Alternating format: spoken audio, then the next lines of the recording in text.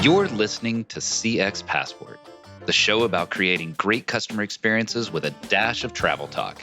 Each episode, we'll talk with our guest about great CX, travel, and just like the best journeys, explore new directions we never anticipated. I'm your host, Rick Denton. I believe the best meals are served outside and require a passport. Let's get going. I've said it before, but I'm going to say it again. One of my favorite things about CX Passport is getting to hear CX voices from around the globe. My overall customer experience ability grows exponentially when I learn from, absorb, and use perspectives that are different from mine. What's also delightful is to hear how certain fundamentals of customer experience are universal, regardless of geography or culture. Plus, I just like getting to talk to people around the globe. That's why I'm so excited today to virtually head to Turkey and talk with Gürol Kurt, co-founder and CEO at Alterna CX, a leading experience management software company. Gürol and I came to know each other about 2 years ago and quickly realized we placed a high importance on what I call total VOC, the idea that companies must listen and act on voice of the customer. Gürol and the full team at Alterna CX provide an excellent solution for companies who want to get real about customer experience.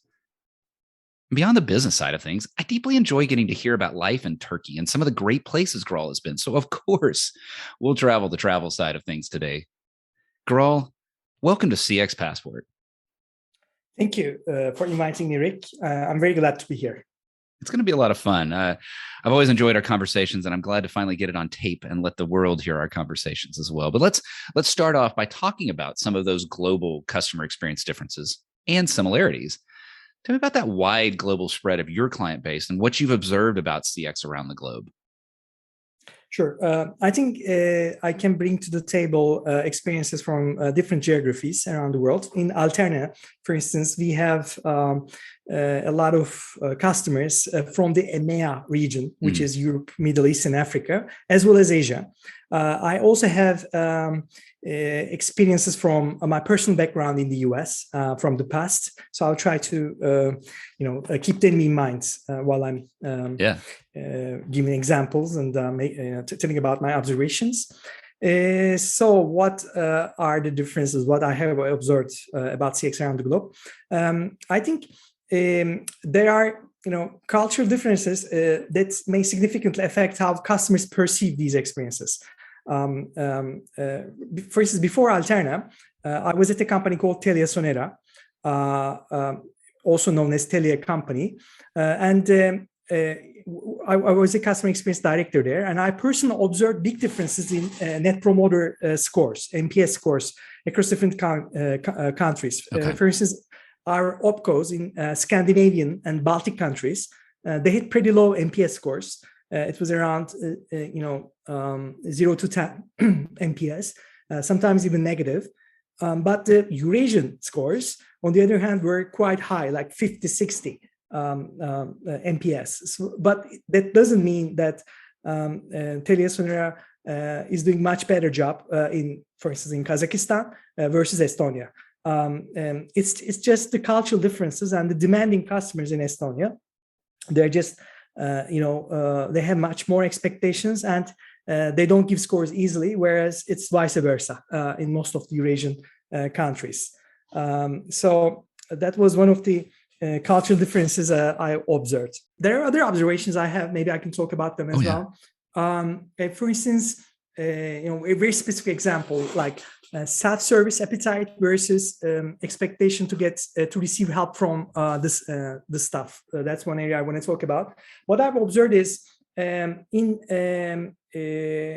Europe, the quality of the product is much more important than a helpful staff. So, for instance, you can go to a shop and they prefer to first check the product themselves. They don't really want someone approaching immediately in the shop. They prefer to do things on their own. Versus in, for instance, Eurasian countries, there's a tendency to ask for help. So when you enter a shop, you want someone to approach you and come and help you.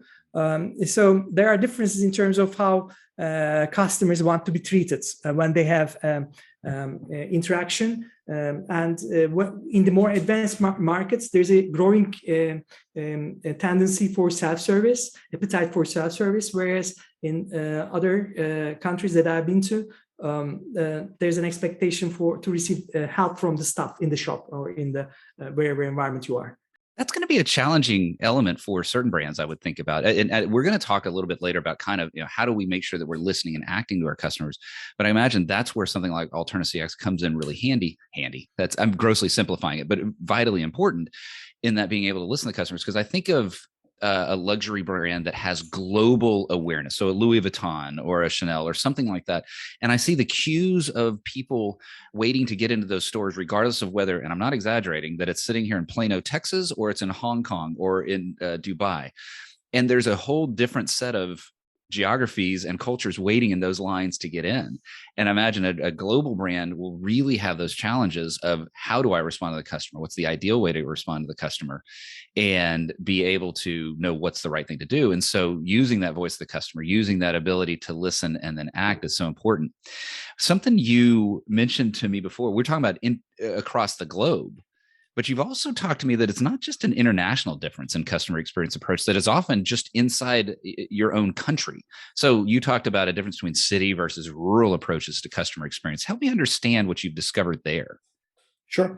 Typically in urban areas, in big cities, as expected, people have limited times. And when they go to, let's say, a bank branch, and the wait time is a very important determinant of the experience they have there, their satisfaction out of that experience. So if they wait too long, they are very unhappy about it. Whereas in rural areas, we have seen that there is a tendency for people to spend extended periods of time chatting with the customer service representative or whoever is in the branch or shop. And for instance, they order tea or coffee, and while drinking tea and coffee, they spent maybe half an hour chatting about the family, how things are going in the economy and stuff like that. So it becomes a social experience, and they're not in a time rush. As opposed to the urban cases. I can say this is one of the experiences I've observed. Actually, there's another one which could be quite interesting. When I was at TeliaSonera, we were applying different service designs in different countries. Mm-hmm. And one of the service designs we were applying was about the dealer shop design. We had a very modern design for the shop, which capabilities the shops will have, what products will be sold, how they will be displayed, and everything like that.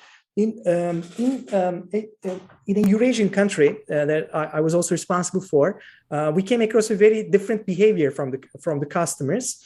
Especially in the rural areas, they were taking their shoes out when they were entering the dealer shop. So it's kind of So it's kind of like they see it like a home, or I don't know, right. But it's a special place. It's very clean. It's very modern, and they respect the place. And when they enter the shop, they just take their shoes out. That was a very interesting observation for me as well. These are. One, that's a fascinating observation. Two, there's two things there that I don't think I would ever do. One is if I'm going to the bank, which is a rare occurrence for me, but I do actually go to the bank. I want to get in. I want to get out. If somebody offered me tea, I would cringe. No, just do my transaction, get me out. But I think that's why it's so important to listen to your wide customer audience, not just listen to one customer, because if they just listen to me, they would design an experience that wouldn't work for the rest of their customers. And then that overlay, I certainly wouldn't be taking off my shoes walking into any sort of shop, but exactly that is understanding why is that happening? What are the reasons behind that? I keep talking about listening and keep talking about understanding and hearing customers. You've talked about your observations, but it's clear that to be successful at a company, at those companies you're describing, both in the specific of your examples and then your clients as well, you've had to go from that customer's voice to action.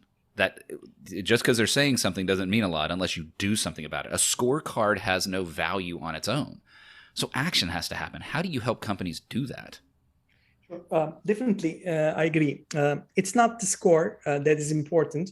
It is about understanding what is happening on the ground, what is driving satisfaction, and taking action on it. So what we are trying to do with our customers is going beyond measurement of KPIs like NPS, CSAT, etc. We help them understand what drives satisfaction in these experiences. If they improve satisfaction in particular areas, how much effect it will have on the KPIs. What are the emotions that play the most role, and how can you create those emotions in your customer? So it's more about the insight behind those experiences, and then coupled with action, like you said. After you understand what's going on, you use this input as prioritization for improvement actions. And for instance, very specifically, if you know that this particular customer is angry, and if you know the reason what made the customer angry, you can easily divert that specific case to the related party in the company for fixing the situation. And that's a great example of direct action, right? That's that almost external closed loop feedback element that if something's broken, the customer's telling you it's broken, it's diverted immediately to the whatever the pace is, right? It's diverted to the person or group that can solve for that customer.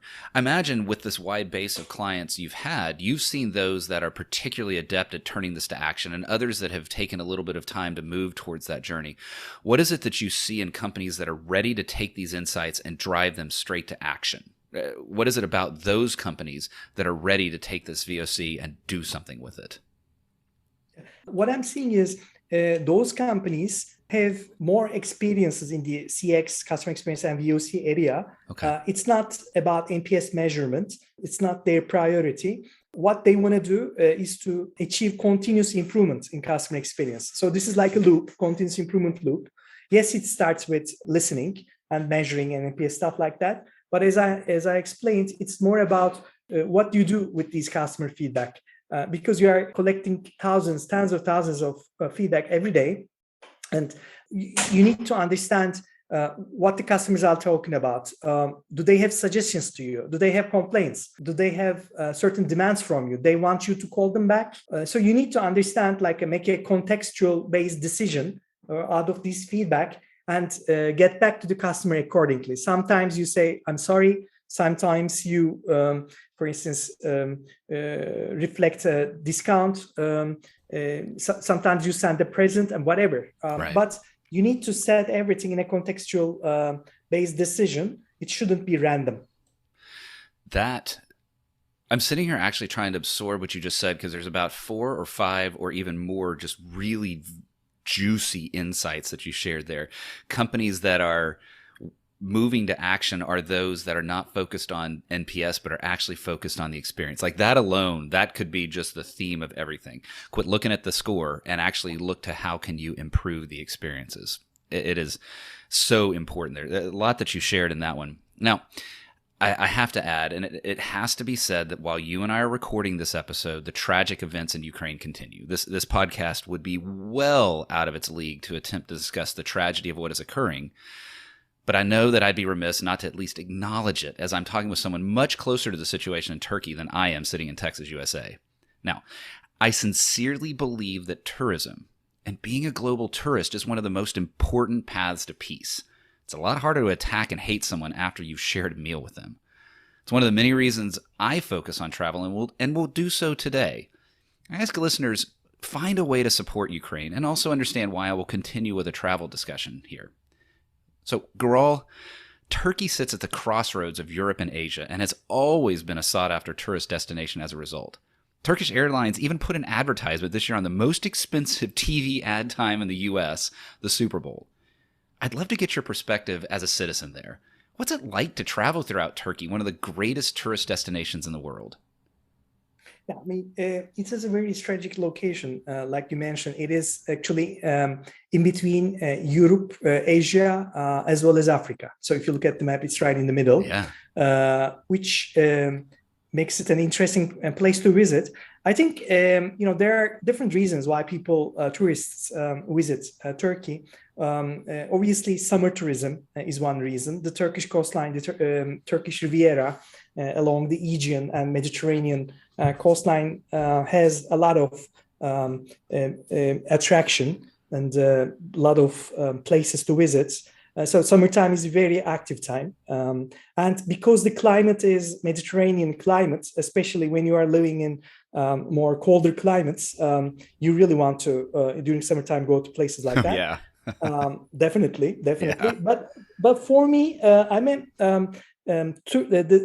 tourist that prefers to discover history. So I think history is for me is much more attractive. Okay. So I would say the city Istanbul, which was known as Constantinopolis.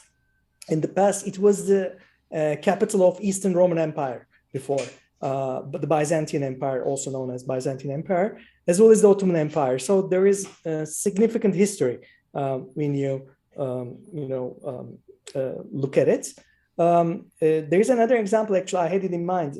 Recently, like, I don't know, maybe 5-10 years ago, they discovered a place called Göbekli Tepe, which is pretty difficult to pronounce.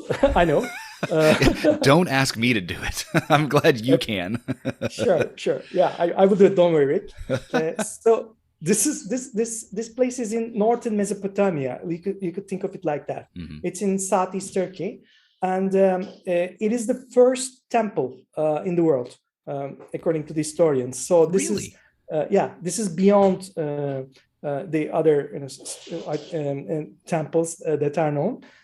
It is, if I recall correctly, 9,500 to 8,000 BCE. So this is like almost 10,000 years ago they built this place. Goodness. I went to this place, by the way. It's a very interesting place. And for me, the interesting thing is, before there was a theory. The theory was advent of agriculture. Finding agriculture enabled people to settle down. Whereas this place is so old and there was no agriculture when they built this place. So it reverses the theory. So they first, the religion or whatever, the temple at that time made them settle down. And because so many people settled down, they needed agriculture.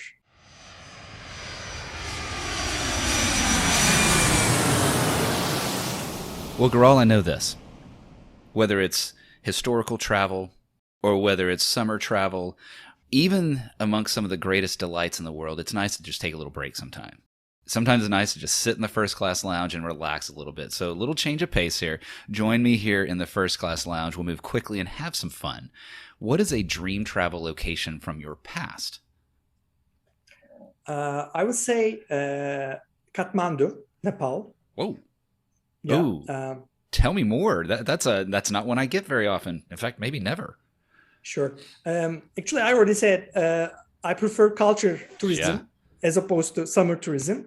So Kathmandu, first of all, nature-wise, it's a very original place. All the Everest mountain range, the Himalayan mountain range, hiking there, it's a total different experience. But in addition to that, culturally speaking, they have thousands of different temples dedicated to different gods for different things.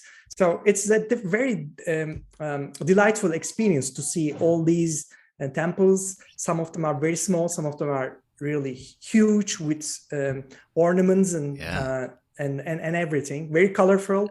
I strongly recommend you to visit there. Yeah, because most of the folks, when they hear Kathmandu, when they hear Nepal, they think Mount Everest. And yet there's so much more of a cultural element to a travel there that has nothing to do with climbing, hiking, or anything like that. So I'm glad you brought that up. Thinking forward now, what is a dream travel location you've not been to yet? I mean, moving along the same line,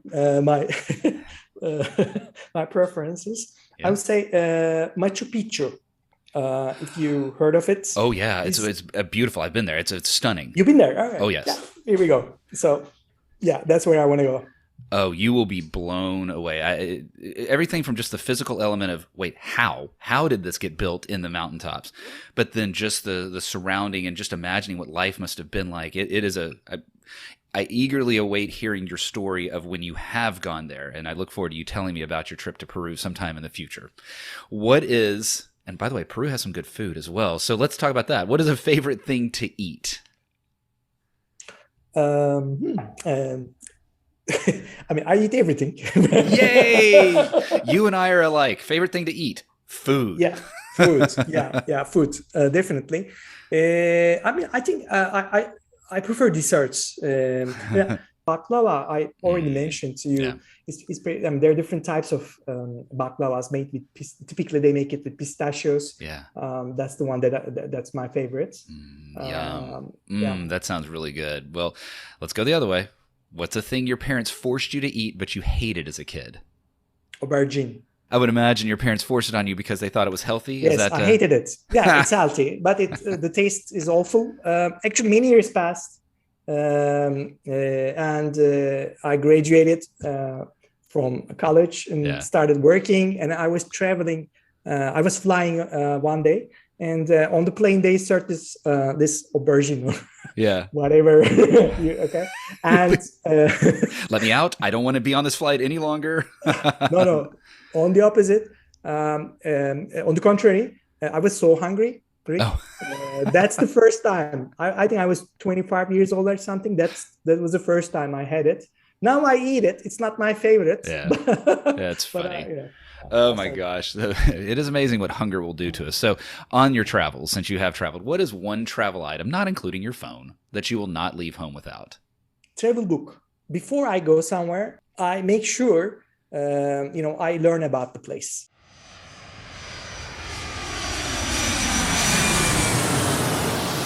You've got just such a thoughtful nature to you. You want to do historical travel. You make sure that you understand the culture before you're arriving. I just love that nature about you, that you really want to sort of immerse in culture and history and all of that. And when I think about an important part of total voice of the customer, it is actually a culture shift for many companies, getting all parts of the organization to value voice of the customer and then understand the actions that VOC can drive. Can be a real shift for some companies. Now, I've worked with clients that a way to create that culture shift involves incentives. That incentive word keeps coming up, and they're either talking about capital I incentives that means money, or lowercase I incentives such as motivational actions, celebrations, awards. But often that incentive approach can be a real danger for a company, pointing people to focus on scores, just like we talked about before, not focus on scores instead of the actual customer experience. So when you're working with companies and you're helping them focus on voice of the customer and really leverage the insights that Alterna CX can provide, how are you helping them create that total voice of the customer approach while still avoiding these risks of incentives and scores and all of that?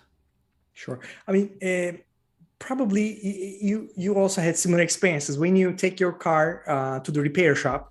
And you take it back, and then somebody calls you, dear Rick, how was your experience? And you say it's good, whatever. Yeah. And then somebody will call you again for a survey, and please give 10, please give 9, type of thing. So this is a typical example. I think most people go through this. This is a typical example of exactly what you just described. It's like too much focus on the score. Actually, who cares about the score? I mean, the customer experience, maybe it was a good experience, but just because of this call now, it's an awful experience, or interesting, whatever you call it. I will give you one example. There was a customer experience conference that I attended before, several years ago, and they brought Apple Shop people. This was in London. Apple Shop people on the stage, and they were talking about customer experiences. So one of the salesperson in the Apple Shop, he said about this voice of customer, what really is the most important thing for me is because it energizes me, like seeing the things the people are telling about the services I provided. Yeah. It energizes me. I'm the one who gave those services, and this is what they tell me. So that's the thing. Like forget about the score. If you have that mindset, you're in continuous improvement mindset for yourself, like you're improving yourself, you're improving your shop, etc., the process and stuff like that. So that's the core. So a voice of customer system, whether it's a solution or whether it's a just a process or whatever, it should be focused on, again, continuous improvement. Forget about the score.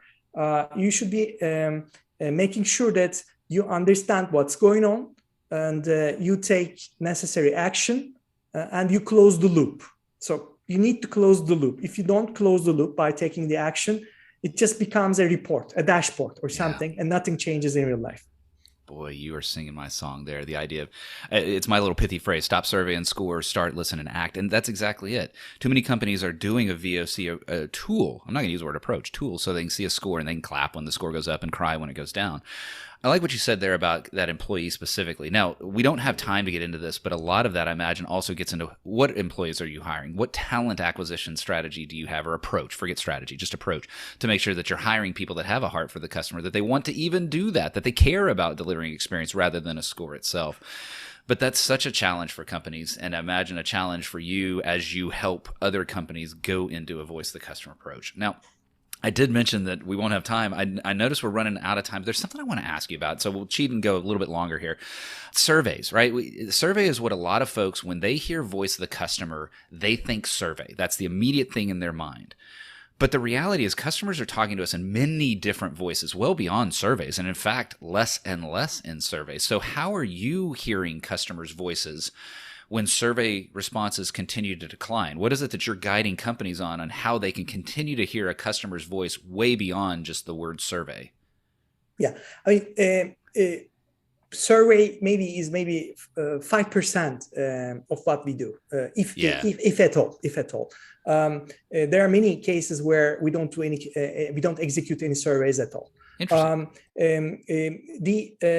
This collection points for us, in addition, so I mean, we listen to forums, chatbots, complaints, social media, all these sources, different sources, to get a complete picture out of the experiences. So it's as many journeys that the customers are going through, and we need to be present in all these data sources to see the complete picture. But of course, it becomes a clutter. Like there's a lot of data. You're getting all the, okay, what do you do with it? So the focus area we are